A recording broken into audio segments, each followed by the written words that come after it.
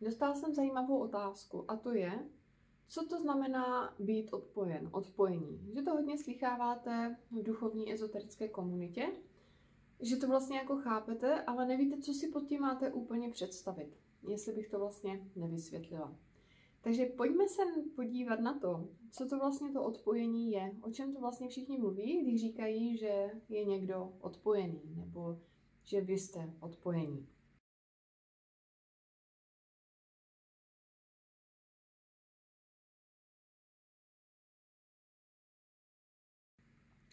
Když se narodí dítě, každé dítě se narodí v absolutní sebelásce. To znamená, že dítě nepřemýšlí nad tím, jestli má hlad nebo má žízeň. Zkrátka a dobře, ve chvíli, kdy cítí jakýkoliv deficit v rámci svých potřeb, ať už fyzických nebo emočních, okamžitě to dá nějakým způsobem najevo. To znamená, že dítě jediné zaměření, kam má, je sám do sebe dovnitř. To znamená, že vědomě pozoruje samo sebe. Pozoruje svoje tělo, co chce, pozoruje svoje emoce, vnímá svoje emoce, co chce a na základě toho, co vysílá to tělo, co vysílají ty emoce a jak se vlastně cítí, potom vydává požadavky a ukazuje svoje požadavky svému okolí. No a to, co se děje od dětství, je, že vlastně většina rodičů úplně nerozumí tomu dítěti, že vlastně v 6 nedělí se vůbec sehrávají rodiče s tím dítětem, že se vlastně odťukávají, takže dítě několikrát zažije vlastně pocit, že vlastně nemůžou být jeho potřeby naplněny, protože mu nikdo nerozumí, ať už v rámci fyzických potřeb nebo v rámci emočních potřeb. Emoční potřeby jsou takové záludnější, protože ve chvíli, kdy vlastně dítě nemá naplněnou fyzickou potřebu, tak se to dá z vnějšího světa nějakým způsobem odpozorovat, dá se na to podívat. To znamená, že rodič může vychytat čas a říct si, aha, tak už dlouho nejedlo, tak má hlad, nebo aha, teď potřebuje přebalit. Ale v rámci naplňování emočních potřeb je to takové samozřejmě těžší. Protože jak rozpoznáte, že dítě má teďka emoční potřebu doteku nebo lásky, nebo že má potřebu třeba se necítit osamělé nebo podpořené, to už se velmi těžko rozpoznává. A tak se dá říct, že vlastně každé dítě zažije nějaký deficit, že se naučí, že ne všechny emoční potřeby a fyzické potřeby můžou být naplněné a tím pádem se vlastně dítě začne zaměřovat místo toho, co cítí uvnitř sebe, protože to je neustálá bolest kvůli tomu nenaplnění, tak se začne zaměřovat a přepínat ven. Zkuste si to představit, kdykoliv byste měli nějakou emoční nebo fyzickou potřebu a byli na ní 100% zaměření, byli zaměření dovnitř na tu potřebu a vnímali ji, a v dlouhodobém horizontu vám tu potřebu nikdo nenaplnil, tak pozorování té potřeby by pro vás znamenalo pocit ohrožení.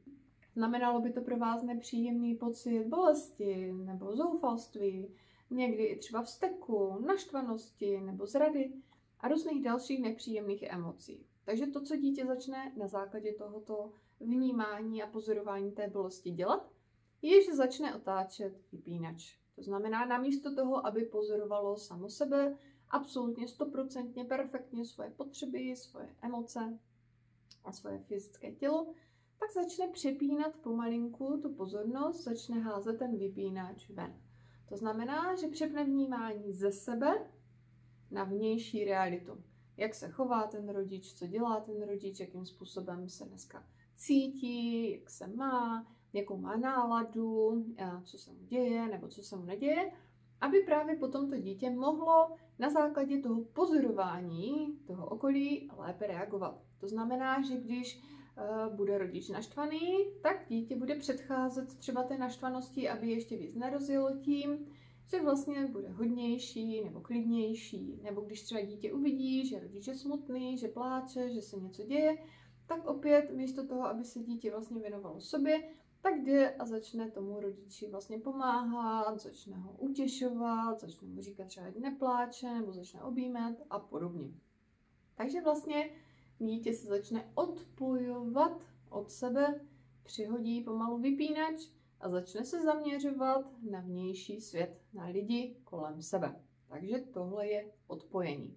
No a někteří rodiče vlastně ve chvíli, kdy to dítě začne vnímat ten vnější svět více než ten svůj vlastní, tak začnou ještě k tomu přidávat pochvaly a tresty. To znamená, že dítě kdykoliv ocení, když si všimne něčeho, že má udělat, nebo že někomu něco je, nebo není, nebo že někomu pomůže, zkrátka a dobře, kdy se vůči druhým lidem zachová, jakkoliv pro ně přijatelně, jakkoliv přijatelně pro tu rodinu. To, co je v souladu s konceptem a s hodnotami tou danou rodinou, těmi rodiči. Takže když dítě udělá něco, co je v souladu s tou rodinou, s těmi lidmi, tak vytáhnou odměnu a to dítě nějakým způsobem odmění. Takže vlastně posilují v něm to chování, posilují to v něm takovým způsobem, že dítě vlastně se naučí, že pokud chci získat něco příjemného, mám být zaměřený ven a odpojený od sebe.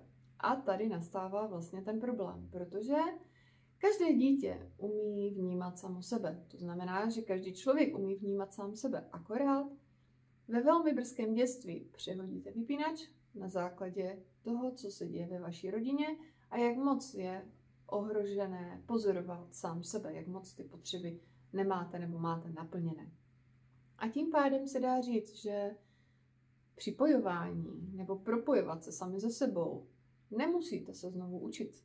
Dávno to už v sobě máte. Každý člověk to umí. Jenom bohužel jste přepli ten vypínač a místo toho pozorovat sami sebe, zkoumat sami sebe a řešit sami sebe, jste se rozhodli více pozorovat vnější okolí, zaměřovat se na lidi, zaměřovat se na situace kolem sebe a vnímat všechno to, co se děje kolem vás.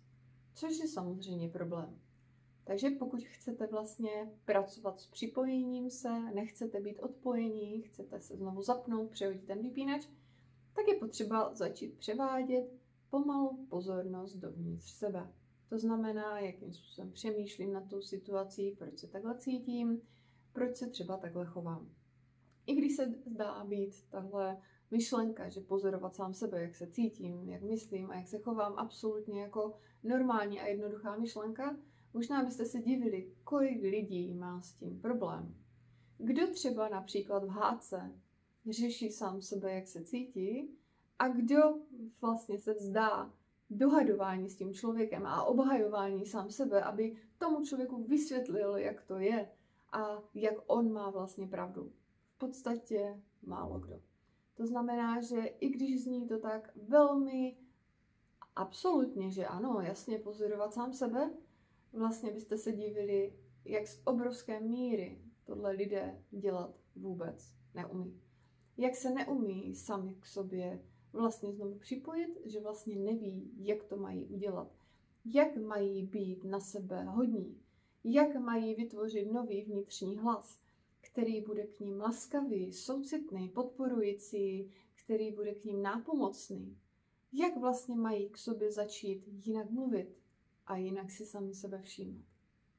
Některé oblasti jsou jednodušší, proto to jde lidem lépe v těch oblastech, a některé oblasti jsou velmi složité a náročné, hlavně pokud v nich jsou nějaké traumata a jsou tam nějaké negativní zkušenosti s těmi rodiči, za které ty děti, když byly těmi dětmi, získali spoustu negativních ohodnocení nebo naopak pozitivních ohodnocení za to dělat něco jinak.